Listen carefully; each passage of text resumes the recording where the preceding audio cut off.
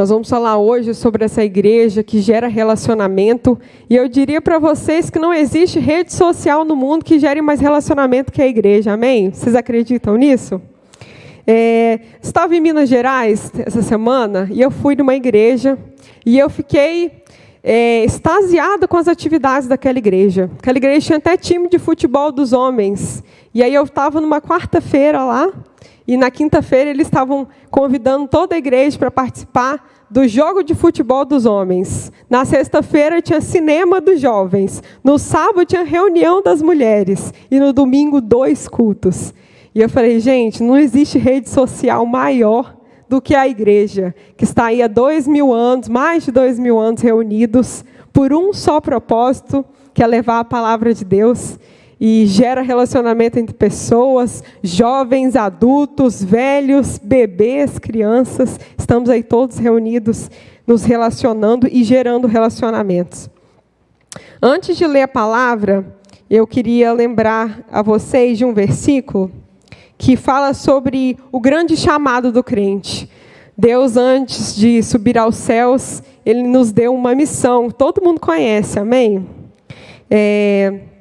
Portanto, façam discípulos em todas as nações, batizando-os em nome do Pai, do Filho e do Espírito Santo, ensinando a obedecer a tudo que vos ordenei, e eu estarei com vocês até o fim dos tempos. Essa foi a grande missão. E eu, meditando nesse versículo, pensei, e o que vem depois disso? Qual é o nosso papel? Nós somos alcançados pela palavra de Deus porque alguém pregou. Jesus subiu aos céus e deixou esse encargo para os apóstolos, para os discípulos. Eles chegaram até nós, a palavra de Deus chegou até nós. E agora?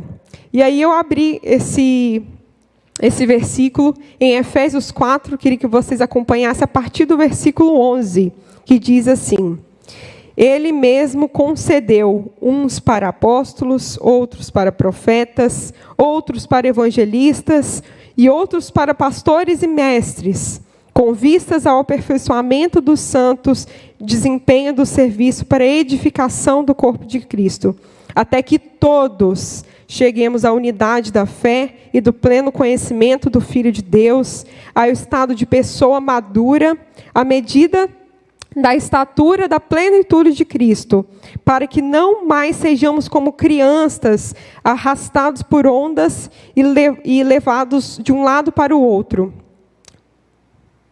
por qualquer vento de doutrina, pela artimanha das pessoas, pela astúcia do que as conduz ao erro, mas seguindo a verdade em amor, cresçamos em tudo naquele que é a cabeça, Cristo, de quem todo o corpo bem ajustado e consolidado pelo auxílio de todas as juntas, segundo a justa cooperação de cada parte, efetua o seu próprio crescimento para a edificação de si mesmo em amor.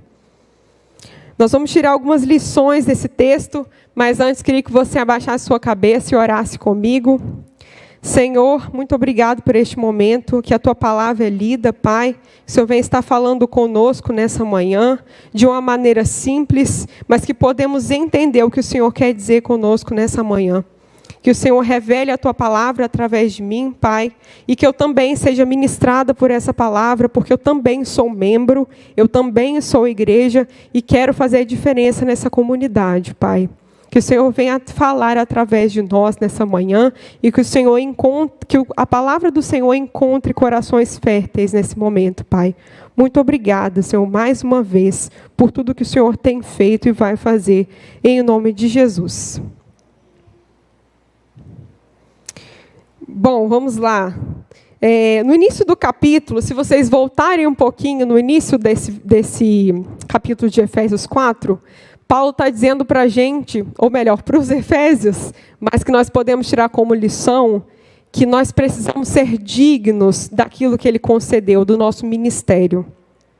E aí eu começo a falar desde o capítulo 11, que ele concedeu uns para apóstolos, outros para profetas, uns para evangelistas, pastores e mestres, com vistas do aperfeiçoamento dos santos.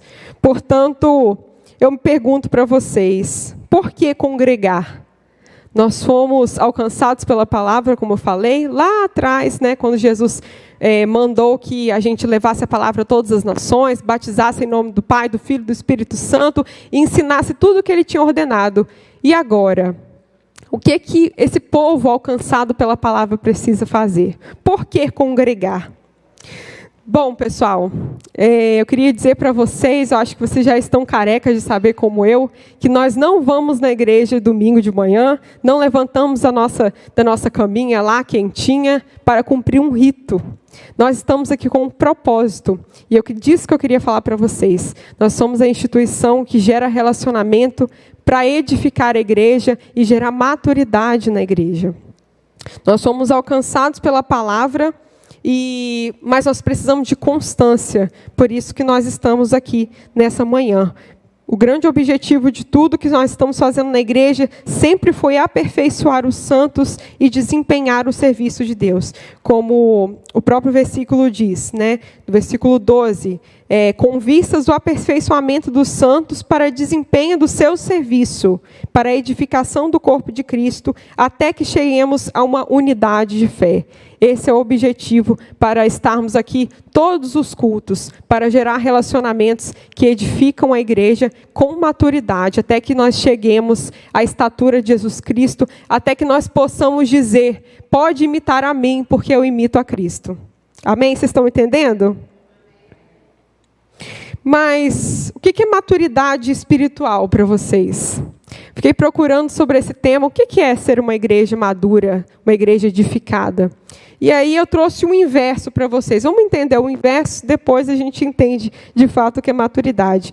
Eu abri lá em Coríntios 3, de 1 a 3, e Paulo vai dizer aos coríntios assim: eu, meus irmãos, não pude falar com vocês como espirituais, mas como carnais, como meninos em Cristo. Com leite vos criei, e não com carne, porque ainda não podeis, nem tampouco agora podeis, porque ainda sois carne.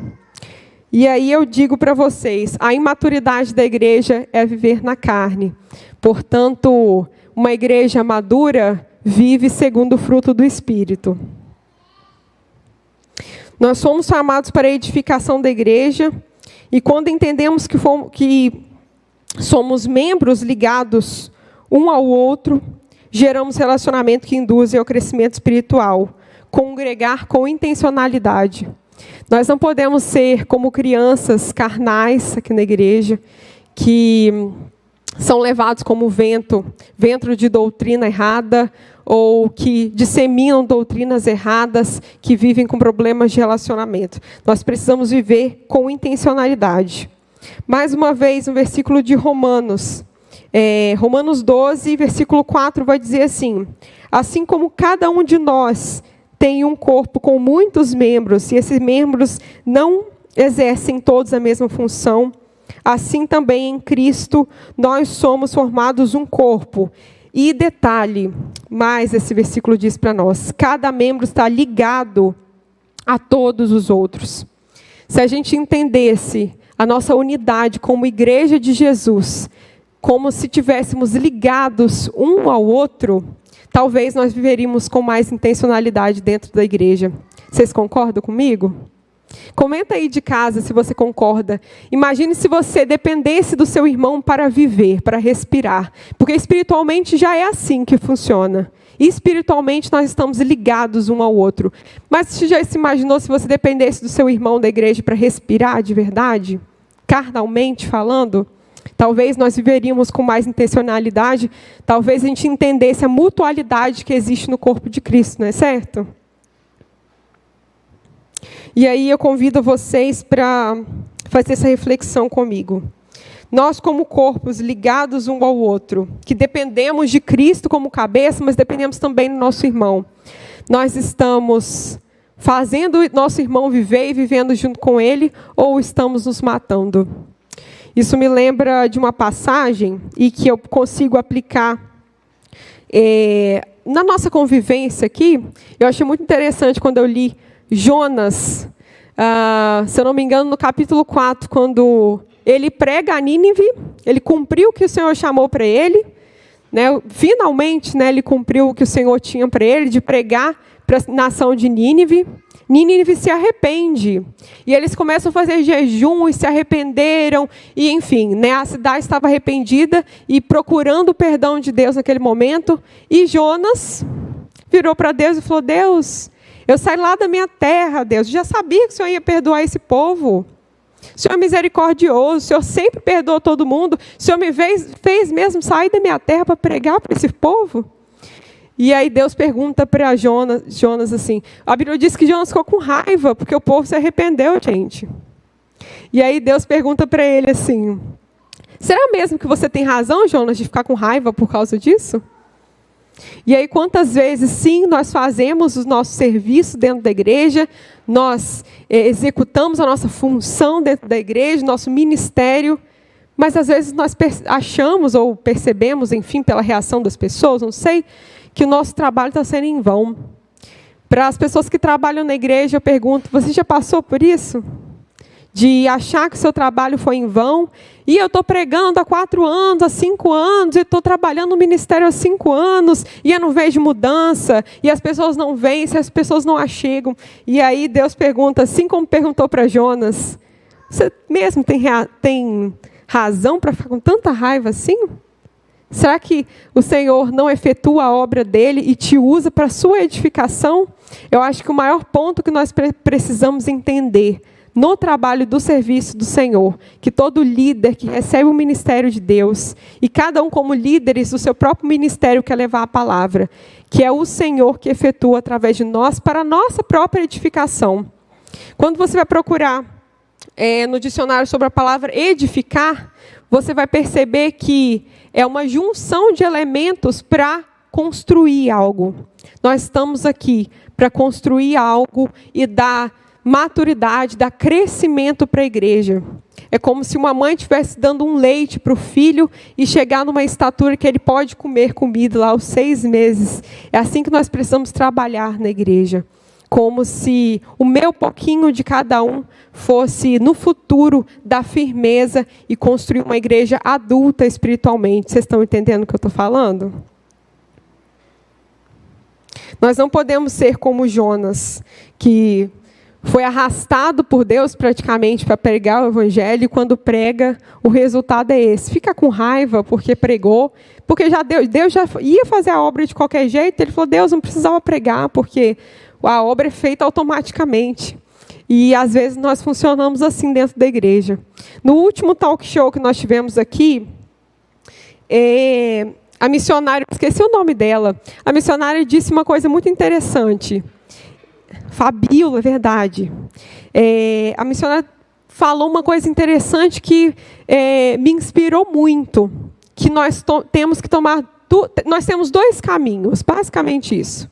Ou a gente pode se empenhar para o crescimento da igreja, para levar a palavra, ou a gente pode deixar tudo do jeito que está. Não é mesmo? A gente só tem 2 caminhos, pessoal.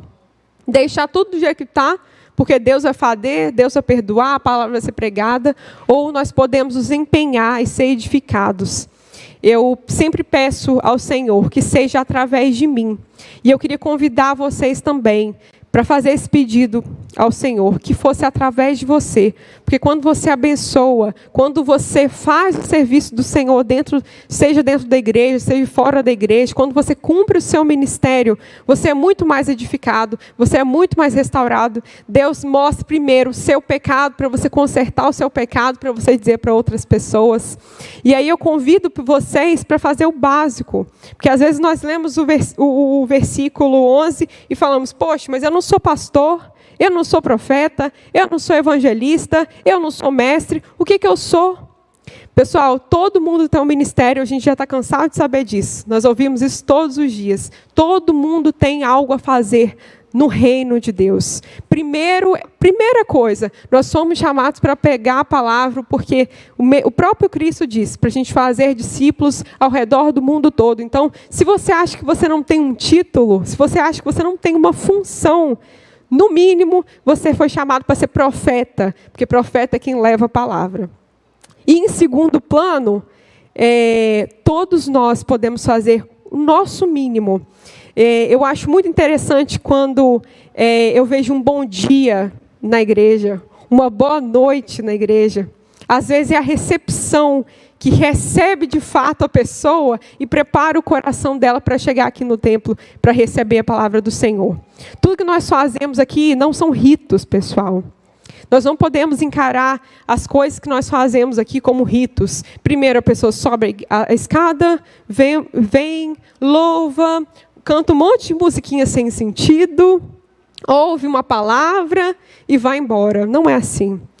O coração que chega lá embaixo está esperando o seu bom dia para melhorar o dia dele, para o coração dele ficar quentinho para receber a palavra do Senhor, que é como uma espada que corta e conserta e restaura a vida da pessoa.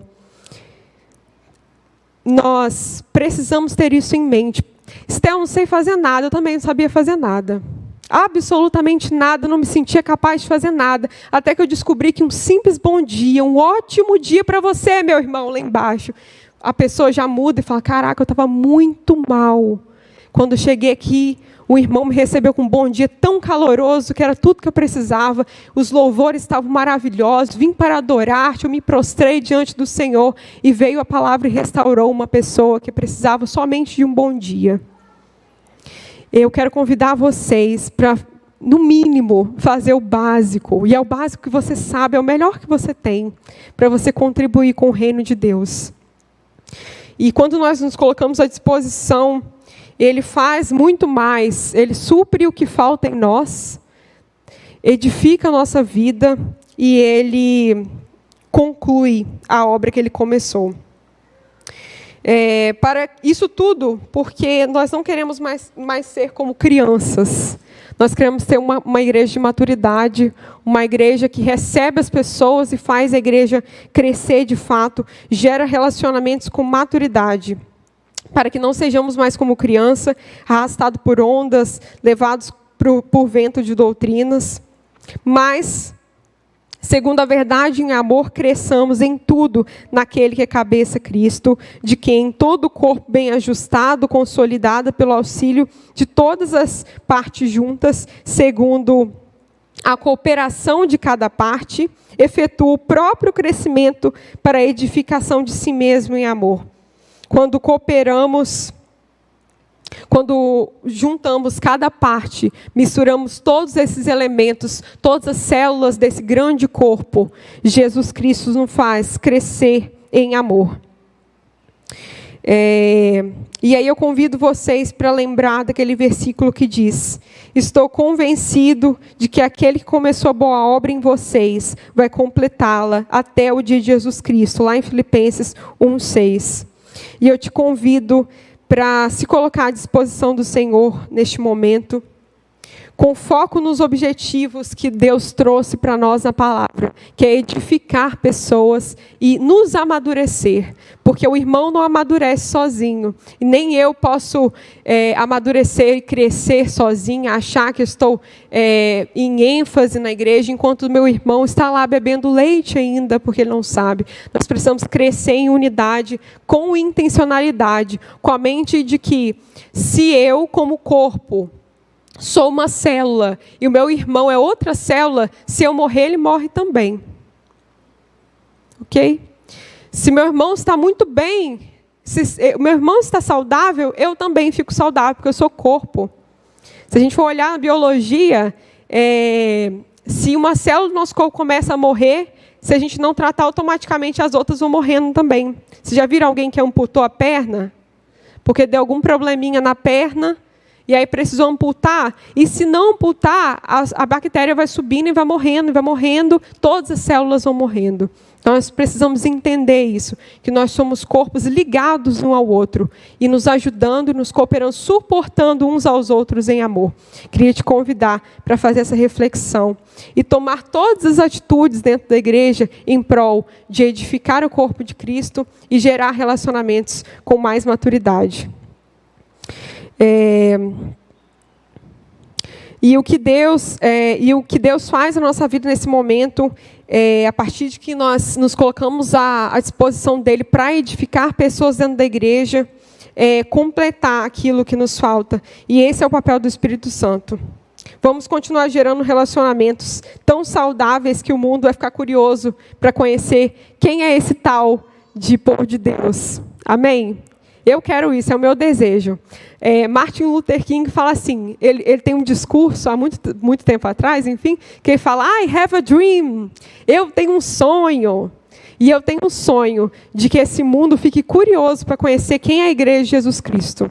Quem é esse povo que se ajunta num domingo de manhã, um sol desse, gente, podia estar todo mundo indo na praia, a gente está juntando aqui para ser edificado, para gerar maturidade, gerar mais relacionamentos, até que nós sejamos muito conhecidos por aquele povo, que quando você junta, ele faz a diferença, que ele não deixa o povo passar necessidade, que vai levar uma palavra de esperança, que nós sejamos mais produtivos, mais positivos, com a cabeça de que eu preciso edificar, eu preciso gerar maturidade, porque quando o meu irmão está mais maduro que eu, ele me deixa mais saudável também.